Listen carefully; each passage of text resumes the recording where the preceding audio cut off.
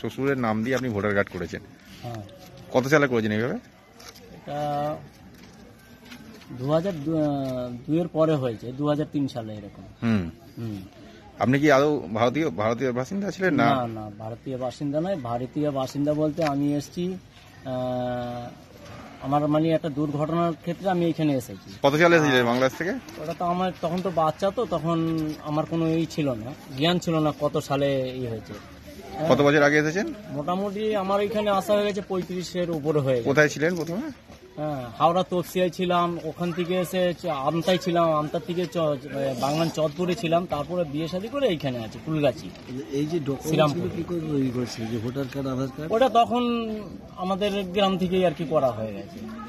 শ্বশুরের নাম দিয়ে হয়েছে? হ্যাঁ, না শ্বশুরের নাম দিয়ে কি করা হয়েছে, যখন আমার বিয়ে শাদী হয়ে গেছে সে কোথায় যাবে?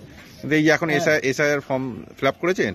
হ্যাঁ, এসআই ফর্ম ফিল আপ করেছি, যত আমার কাছে ফর্ম এসছে ওই জন্য আমি ফিল আপ করেছি আমার শ্বশুরের নাম দিয়ে। এরপর তাহলে কি করবেন, ডকুমেন্টস কি করে দেবেন বাবা? এবার দেখা যাক কি করা যায়, আর কি বলবো, আর এত উত্তর কিছু সেরকম কিছু নেই। হ্যাঁ, এখন দেখা যাক। কে কে আছে ফ্যামিলিতে আপনার? ফ্যামিলিতে আমার দুটো মেয়ে আছে, একটা ছেলে আছে, আমি আমার ওয়াইফ। সমস্যায় পড়লেন তো? সমস্যা বলতে হয়তো যদি পড়ি আমি একা পড়বো, আমার তাদের তো সব আছে। 2002 সালে ভোট দিয়েছিলেন? আমি হয়তো পঞ্চায়েত ভোট দিয়েছি, কাজের জন্য বাইরে যেতে হয়, তার জন্য আমি ওই সময় হয়তো রাজস্থানে ছিলাম, প্যান্ডেলের কাজ করেছি। হ্যাঁ, ওই সময় রাজস্থানে ছিলাম। যদি ওই সময় থাকতাম হয়তো আমার 2002 সালের ভোটার লিস্টে আমার নাম থাকতো। আপনার নামটা?